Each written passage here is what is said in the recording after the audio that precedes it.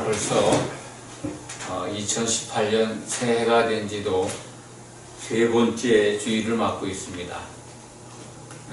첫 번째 주일 때 작심삼일에 대해서 말씀을 드렸는데 세 번째 주일이 지나가고 있는 이때 그 결심한 것이, 연초에 결심한 것이 오늘까지 이루어지고 있다면 소망이 있습니다.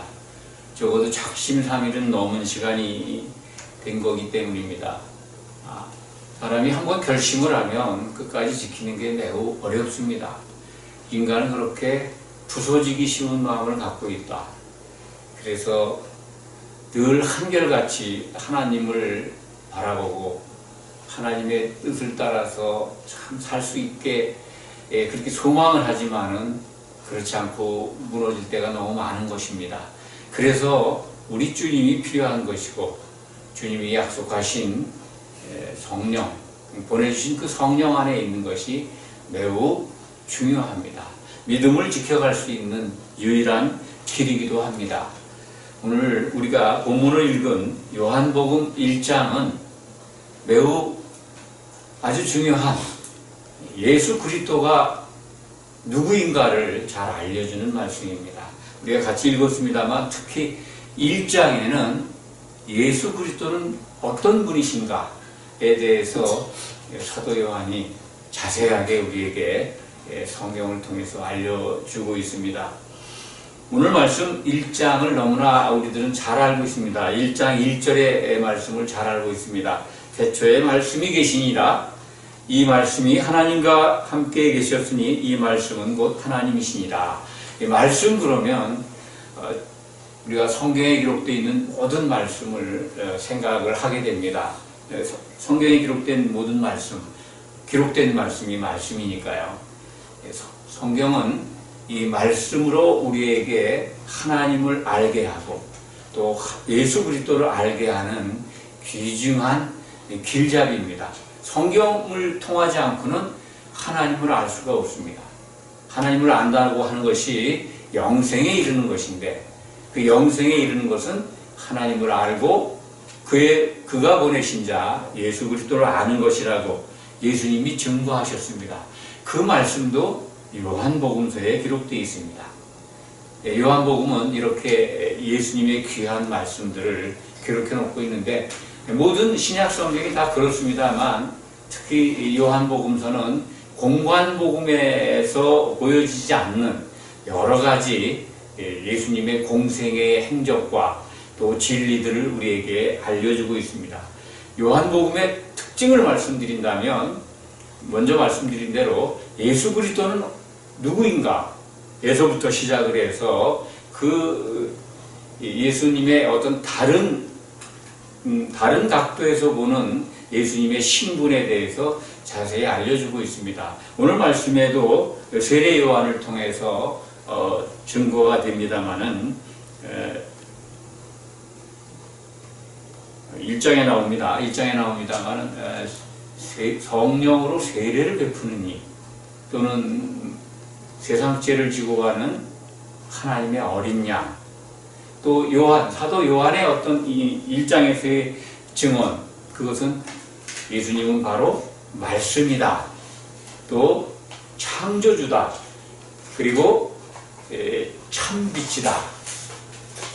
그리고 독생자로 오셨지만 하나님의 그 맏아들이 되셔서 우리가 하나님의 자녀가 되는 특권을, 권세를 주셨다. 그를 믿는 자, 그를 영접하는 자, 그 이름을 믿는 자는 하나님의 자녀가 되는 권세를 주셨다. 그러니까 하나님의 맏아들이 되셨다, 장자가 되셨다 하는 것을 또 알려주고 있습니다. 이렇게 요한복음 1장은 또 요한복음 전체는 하나님의 아들로 오신 예수 그리스도가 어떤 분인가를 이렇게 여러 가지 이름을 통해서 우리에게 하나님을 아는 이해를 풍성하게 부어주고 있습니다. 오늘 본문 말씀을 이렇게 설명을 드리고자 한다면 먼저 이 태초에 관한 말씀을 여러분들에게 설명드리겠습니다. 창세기 1장에도 태초에 하나님이 천지를 창조하셨다 라는 말씀을 우리는 기억을 합니다. 이 태초를 설명드릴 때 창세기에서 인간의 어떤 그 인식 범위에서 벗어나 있는 시간대다. 사람이 인식할 수 없는 무한의 태초라라고 설명을 드린 바가 있습니다. 똑같은 말씀입니다. 이 태초가 창세기에 있는 태초가 보다 먼저다. 또 창세기의 태초는 물리계의 탄생을 얘기하는 시간대고 요한복음 1장에 기록된 태초는 그 이전의 태초다. 이렇게 해석을 하고 생각하는 사람들도 있습니다만 우리는 인식할 수 없습니다. 인간이 인식할 수 없는 시간 속에서 하나님은 말씀으로 계셨다. 그런 과정에서 하나님께서 뜻을 세우시고 천지를 창조하셨다. 이것이 우리에게 주는 성경의 가르침입니다. 그러니까 오늘 말씀도 어떤 시작점을 우리가 알 수 없는 무한의 태초의 시간이다. 그때 하나님이 언제부터 계셨는지 모르지만 하나님이 계셨고 그때 그 계신 상태, 계신 어떤 하나님의 모습, 그것을 알려주고 있습니다. 태초에 말씀이 계시니라. 이 말씀이 뭘까요? 여기서 얘기하는 그것은 바로 예수님을 설명하는 말씀입니다. 예수님을 지금 설명하고 있는 것이다. 요한복음의 특징은 예수 그리스도를 설명하는 책이다. 이렇게 먼저 생각을 갖고 있으면 모든 것들이 이런 추상적인 말이 나온다 하더라도 이해가 밝히 세워집니다. 이해를 할 수가 있습니다. 말씀이 계시니라. 로고스죠. 헬라말로 로고스입니다. 로고스. 이 말씀에 대해서 우리는 너무나도 폭넓게 생각하니까 잘 어떤 헤아림이 다가오지를 않습니다. 어떤 말씀을 얘기하는 건가? 성경에 기록된 모든 말씀을 얘기하는 건가? 그때부터 태초에 그 말씀이 계셨다는 건가? 참 어렵습니다. 이 추상적으로 포괄적으로 말씀을 이해하면 그렇습니다. 여기서 말씀하는 말씀, 여기서 우리가 알도록 기록된 이 말씀은요, 하나님의 논리가 있었다는 겁니다. 하나님이 논리라는 겁니다. 하나님의 어떤 하나님만이 갖고 있는 논리, 하나님을 형성하고 있는 논리, 그것이 바로 말씀이다. 그러니까 그 하나님의 논리가 계셨는데 그것이 바로 예수님이다. 그 논리가 하나님과 함께 계셨고 이 말씀이 곧 하나님이시다. 매우 중요한 말씀입니다. 예수 그리스도를 말씀하고 있는데 그분이 그 논리가 하나님이시라는 겁니다. 그러니까 예수님과 하나님은 같은 분이죠. 삼위일체 하나님을 우리는 여기서 발견하게 됩니다. 그가 태초에 하나님과 함께 계셨고 그가 누굽니까? 2절에 보면 바로 하나님과 함께 계셨는데 그분이 하나님이라는 거죠. 예수님을 얘기하는 겁니다. 그가 대명사, 남성명사 그라고 표현되어 있는데 예수님을 얘기하는 겁니다. 예수님이 바로 말씀이신데 논리인데 그분이 하나님과 함께 계셨다. 그리고 3절에는 그가 모든 만물을 창조하셨다. 만드셨다라고 선언하고 있습니다. 창조주로서 예수님을 우리에게 설명해주고 있습니다. 그리고 예수님 안에 생명이 있었다. 사람들의 빛이다. 빛에 대해서 좀 설명을 드리겠습니다. 우리들은 빛을 우리가 보는 눈의 어떤 근거에서 습관이죠. 또는 인식한 어떤 우리들에게 쌓여 있는 것이죠. 빛 그러면은 물리계의 빛입니다. 어둠과 빛이 대별되는 것. 밤에는 어둡고 낮은 권하지 않습니까? 빛이 비치지 않습니까? 그러면 빛 그러면 태양계 곧 물리계의 빛을 생각하게 됩니다. 그런데 오늘 설명하는 이 사람들의 빛, 이 사람들에게 빛이 되는 것은 예수님이라는 겁니다. 예수님이 사람들의 빛이라는 겁니다. 그럼 빛의 개념을 한번 따져보죠. 빛이 과연 무엇인가? 여기 오늘 5절에 보면은 5절이 아니죠. 9절입니다. 참빛이라고 되어 있습니다. 참빛. 참빛이 세상에 와서 사람들에게 비치는 빛이 있었다. 예수님을 참빛으로, 진짜 빛이라는 거죠. 물리계에 있는 빛은 진짜 빛이 아닌 겁니다. 하나님 편에서 보면 창조된 빛이죠. 만들어진 빛입니다. 그러니까 이 참빛, 설명을 드린다면 바로 하나님을 알게 하는 빛입니다. 예수님이 오셔서 이 참빛이 오셔서 무언가를 우리에게 보여주셨는데 그것이 뭐냐면 사람들의 빛인데 사람들이 하나님을 알게 하는 빛이었다는 겁니다. 하나님을 안다고 하는 것이 빛입니다. 그럼 하나님을 모르는 것이 어둠입니다. 참빛이 와서 하나님을 드러냈는데 어둠 속에 있는 사람들은 그것을 알지 못했다 하는 것이 요한복음 1장의 기록입니다. 빛에 대한 이해를 보다 선명하게 하시면 이 요한복음서를 이해하는데 또는 성경을 이해하는데 매우 도움이 됩니다. 우리가 그냥 막연하게 참빛이 예수님이야, 우리들의 빛이야, 그냥 어떤 개념적으로 관념적으로만 알면은 올바로 알 수가 없습니다. 빛 그러면 성경에서 빛 그러면 하나님을 아는 겁니다. 하나님을 아는 게 빛이에요. 하나님을 아는 빛이 예수님을 안다는 거죠. 그럼 예수님을 통해서 하나님을 알게 하셨으니까 하나님을 안다는 겁니다. 그게 빛에 들어와 있는 겁니다. 어둠은 하나님을 모르는 겁니다. 이렇게 간명하게 빛에 대해서 이해를 하고 있으면 좀 추상적인 어떤 복음의 이해에서 벗어날 겁니다. 하나님을 아는 게 빛 안에 있는 겁니다.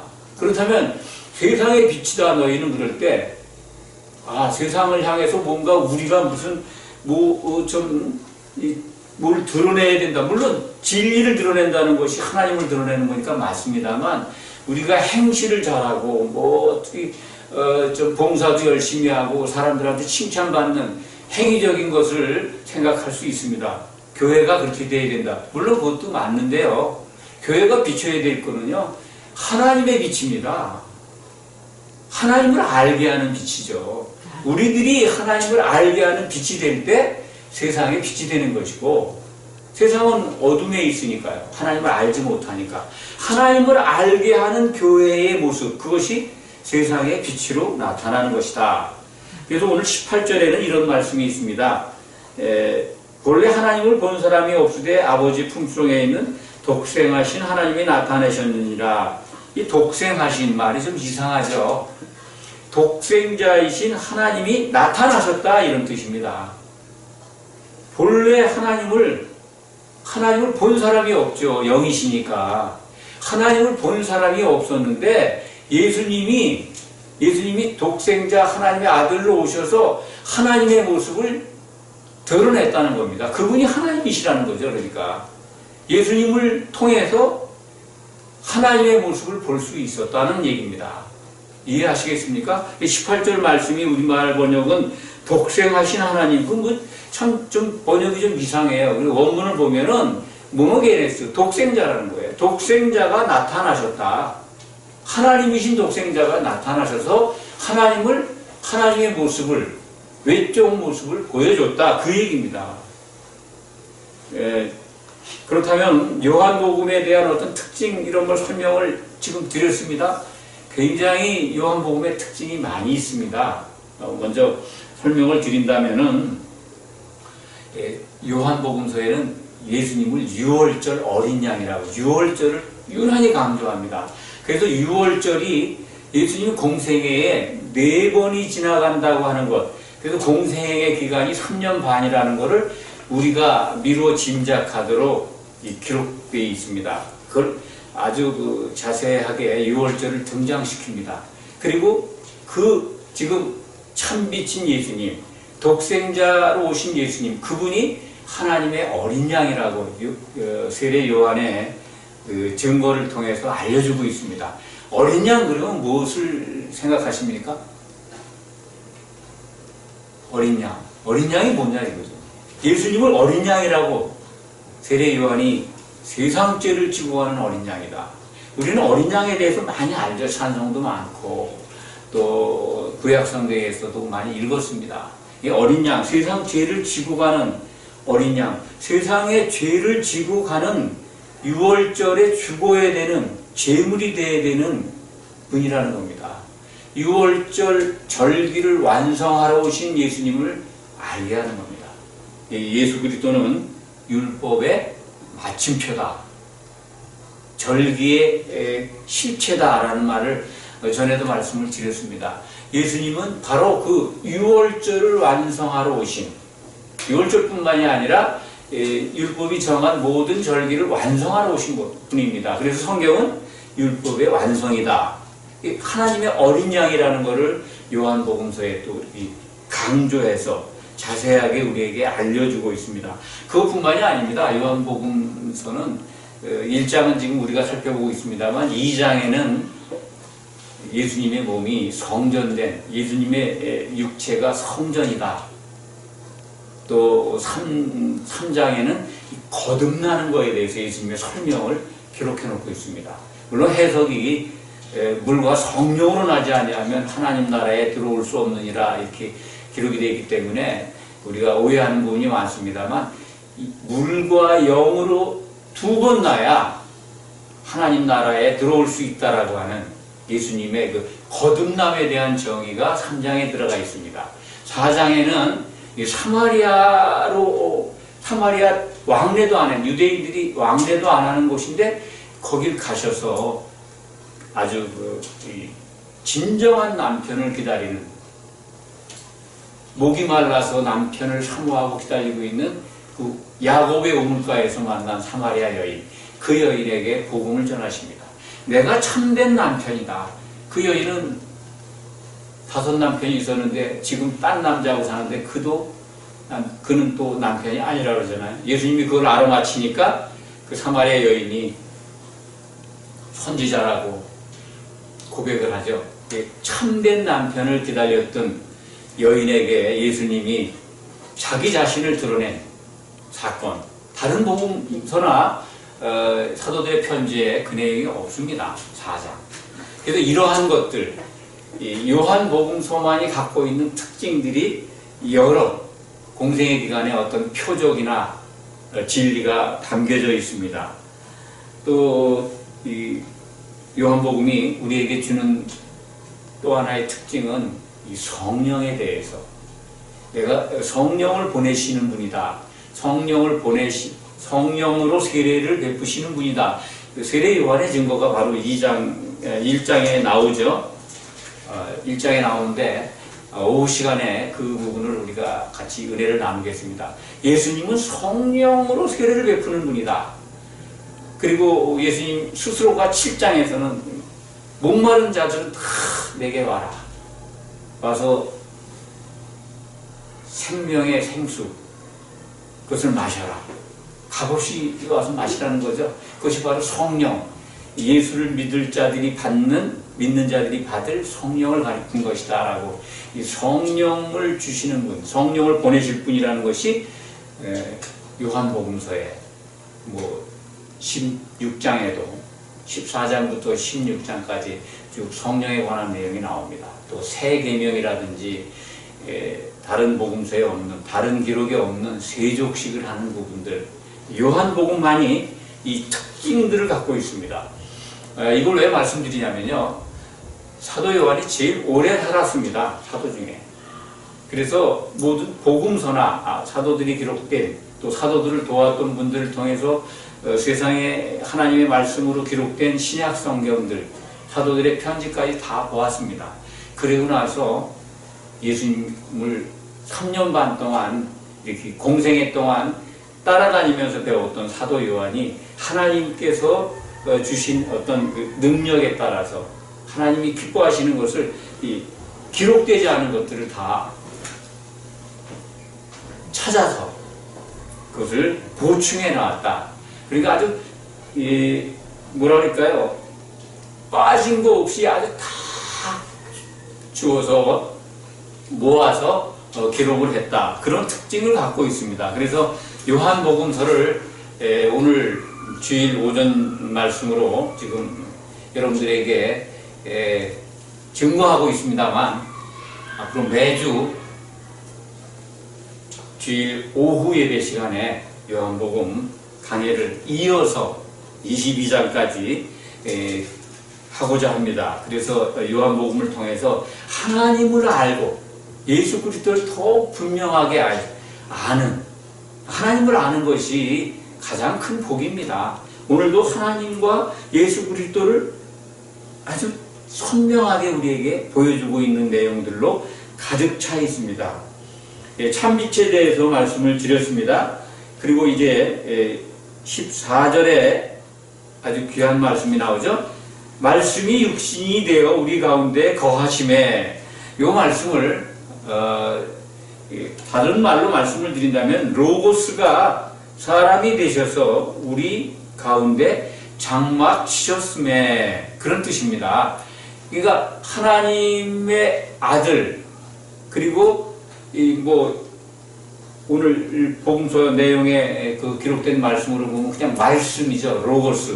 로고스가 육신이 되어서 사람의 몸이라고 하죠. 육체와 몸은 좀 조금 같은 의미인데 조금 뉘앙스가 좀 다릅니다. 그러니까 이 육신 안에 생명이 있는 그 몸 바디와 어떤 프레시가 다르다, 영어적으로 얘기하면. 그래서 그냥 쉽게 사람으로 오셔서 말씀이, 하나님의 논리가 사람이 되셔서 그 사람의 몸을 가지고 오신 분이 이 땅에 장막을 치셨다. 거하심에 한 거는 이제 이 장막을 치셨다라는 의미로 우리가 이해하면 아주 성경적입니다. 예수님이 바로 이 장막 치시러 오신 분입니다.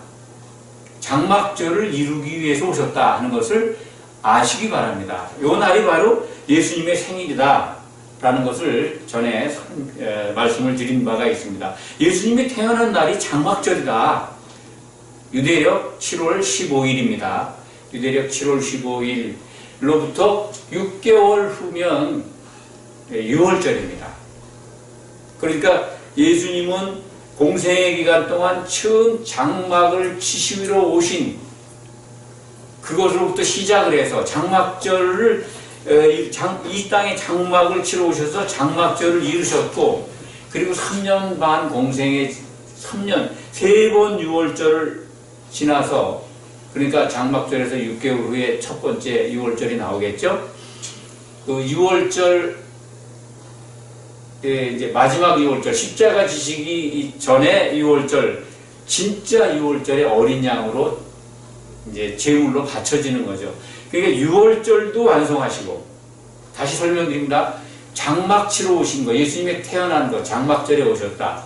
그리고 공생에 지나고 마지막 6월절에 십자가에서 6월절 어린 양으로 십자가에서 피를 흘리고 하나님께 제물로 바쳐진 6월절을 완성하시고, 그 다음날, 그날이죠. 6월절 바로 해지기 전에 이제 십자가에서 죽으시고, 저녁 6시가 넘으면 무교절이 됩니다. 무교절을 예수님은 완성하신 겁니다. 예. 무교절이라는 게 이제 누룩이 없는 거죠. 누룩이 없는 걸 여러분들 뭘로 생각하십니까? 성경 속에서 누룩이 없다. 누룩이 없다라는 것을 어떻게 이해하십니까? 무엇에 누룩이 없어야 되는 겁니까? 우리들이 먹는 음식에 누룩이 없다고 하는 건 뭘 의미하는 걸까요? 우리들이 먹어야 될 복음입니다. 복음의 누룩이, 사람의 교훈이 섞이면 안 되는 거죠. 예수님이 우리에게 주신 그 말씀만 누룩이 없는 겁니다. 그 누룩이 없는 예수님이 6월절 어린 양으로 죽으신 다음에 어디로 가셨습니까? 부활하시기 전에 죽어있는 그 성경에 기록되어 있죠. 영으로 옥에 있는 영들에게 가셔서 복음을 선포했다고 기록이 되어 있죠. 베드로전서에. 그것을 잘 기억하시기 바랍니다. 누룩 없는 떡이 예수님이 옥에 있는 영들에게 복음을 선포하심으로써 누룩이 없는 예수님, 그것이 이제 이루어졌다. 유월절과 무교절을 이루고, 그 다음에 세 번째 절기가 뭡니까? 오순절입니다. 우리가 얘기하는 오순절. 이제 77절. 예수님이 부활하신 그날부터 시작을 해서, 다음 날부터 시작을 해서, 이 7일에, 다음 50일, 주일이죠. 그것이 바로 이제 77절, 뭐 초실절, 구약 성경에 그렇게 말씀을 기록을 해놨습니다. 이 시대에는 이제 성령 강림주일로 우리가 섬기고 있습니다만, 오순절에 예수님이 부활 승천하셔서 성령을 보내주셨잖아요. 그때 뭐가 됩니까? 교회가 세워집니다. 성령이 강림하시고, 그 부분은 나중에 설명을 드리겠습니다.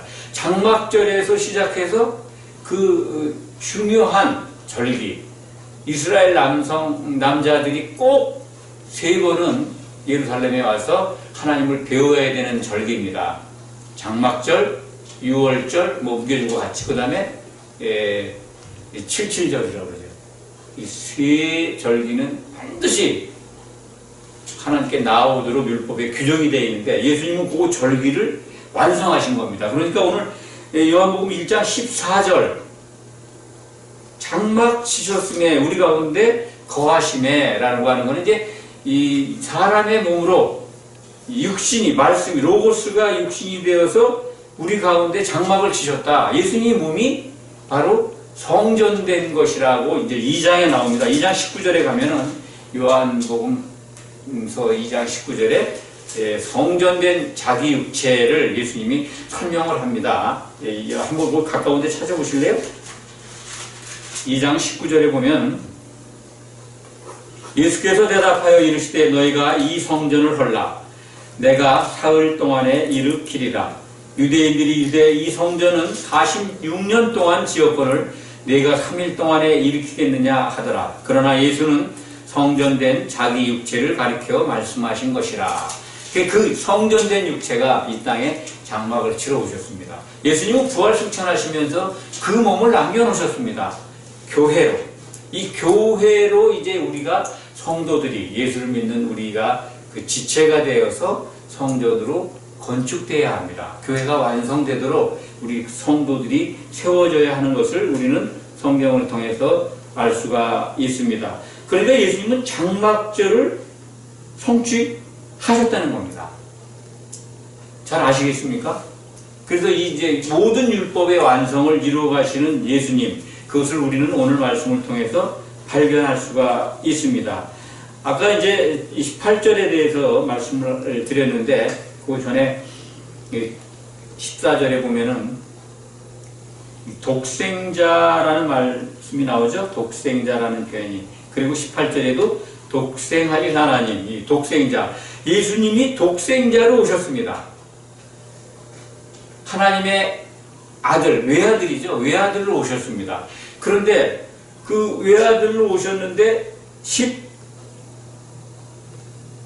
12절에 보면은 영접하는 자, 곧 그 이름을 믿는 자들에게는 하나님의 자녀가 되는 권세를 주셨다. 하나님의 아들들이 되게 하는 권세를 주셨다는 겁니다. 예수님이 오셔서 예수님 이제 믿는 자들이 십자가에서 이미 이 복음서가 쓰여질 때는 부활 승천하신 예수님은 하나님의 그 보좌에 앉아 계시죠. 하나님의 우편이라고 한 하나님 자리에, 그 자리에 지금 좌정해 계십니다.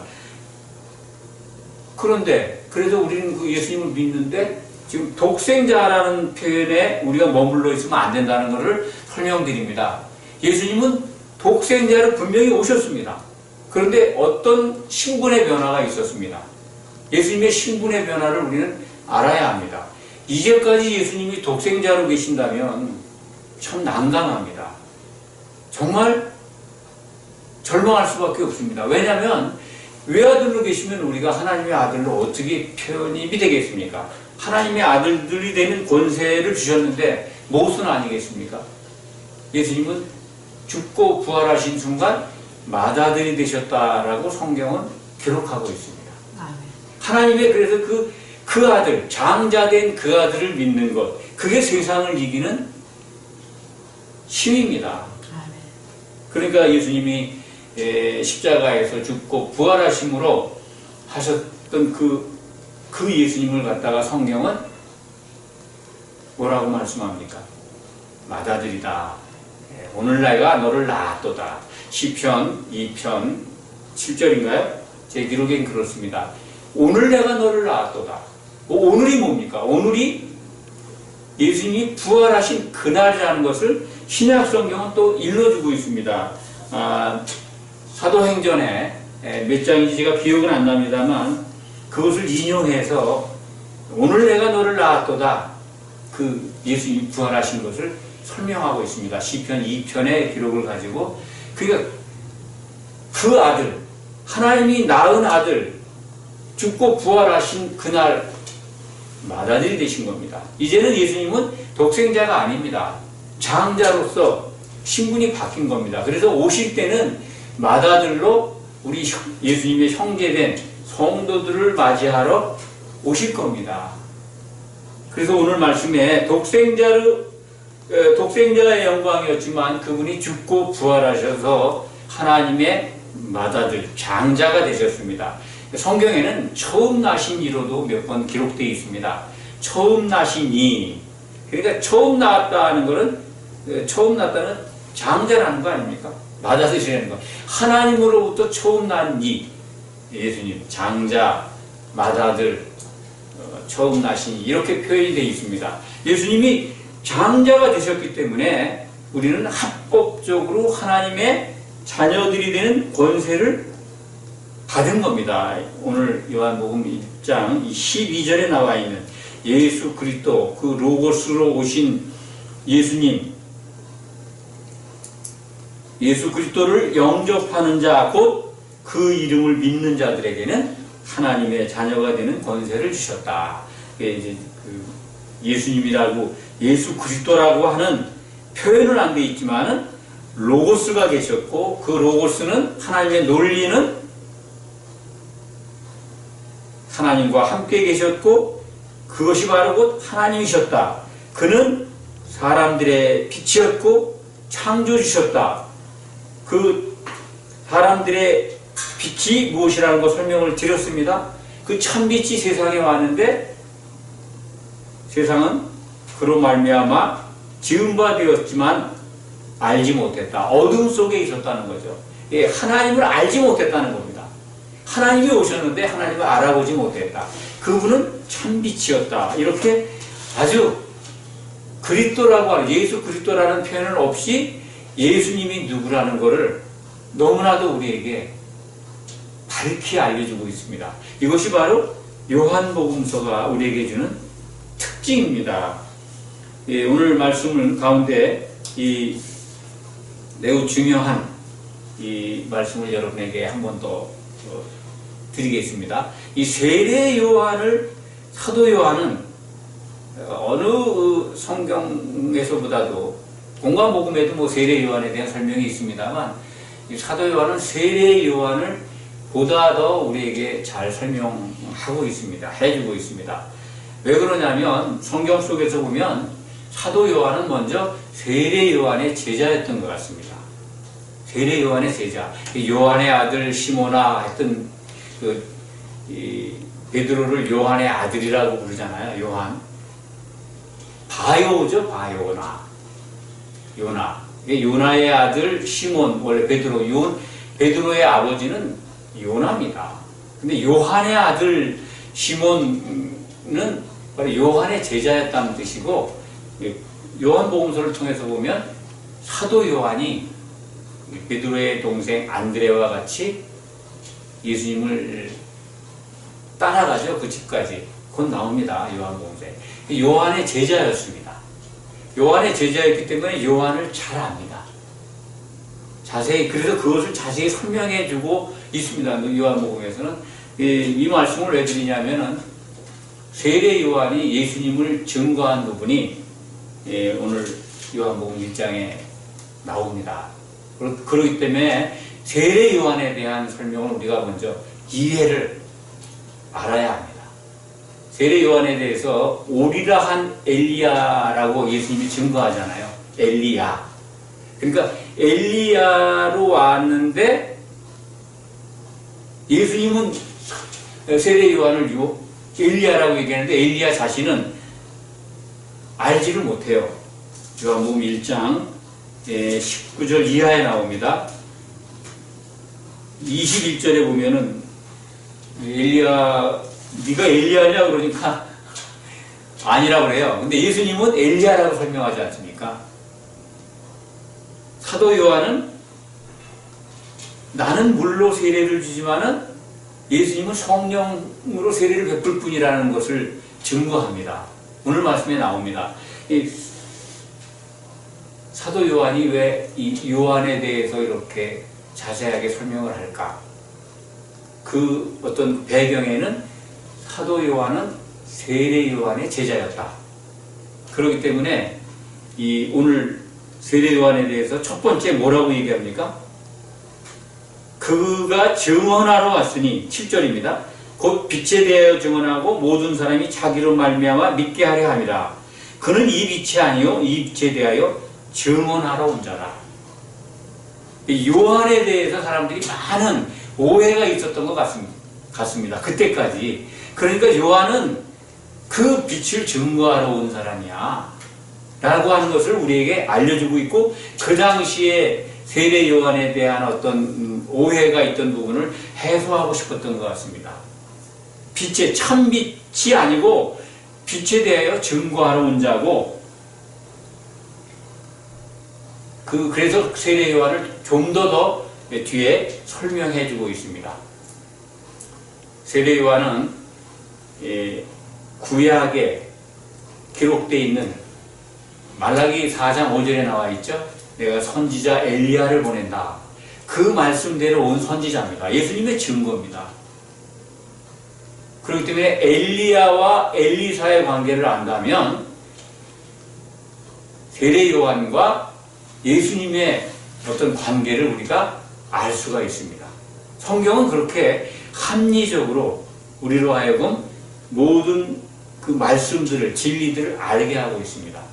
엘리야, 오리라 한 엘리야가 세례 요한이었으면 요한이 등장시키는 분, 자기는 예수님을 이 세상에 이스라엘에 드러내기 위해서 왔다라고 자기 신분을 밝히지 않습니까? 세례 요한이. 그러면 엘리야로 와서 엘리야가 등장시킨 선지자가 누굽니까? 엘리사입니다. 엘리사. 엘리야가 선지자의 대명사라고 해서 엘리야를 너무 이렇게 생각하고 있는데요. 엘리사의 그 행적을 보면요, 예수님이 행한 선지자 사명 가운데 행한 모든 표적과 기적들을 엘리사가 다 합니다. 엘리사가 예수님이 오셔서 선지자 사역을 할 부분들을 다 그림자로 보여주고 있어요. 이 부분은 오후 시간에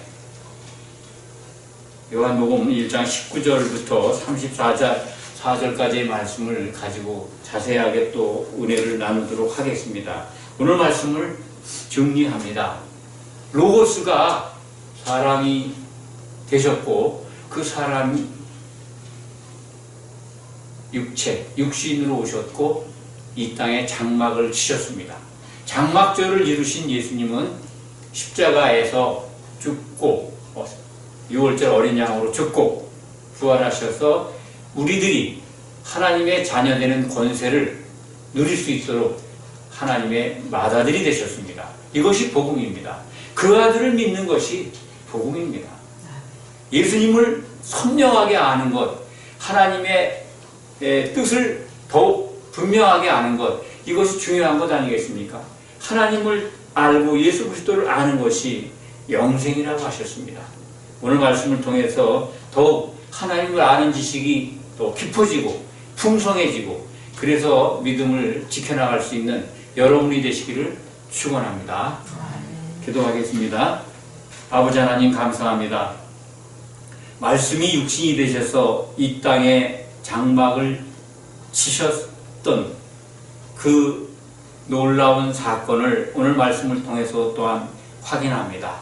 로고스가 이 땅에 사람으로 오셔서 장막을 치시고, 그리고 구약에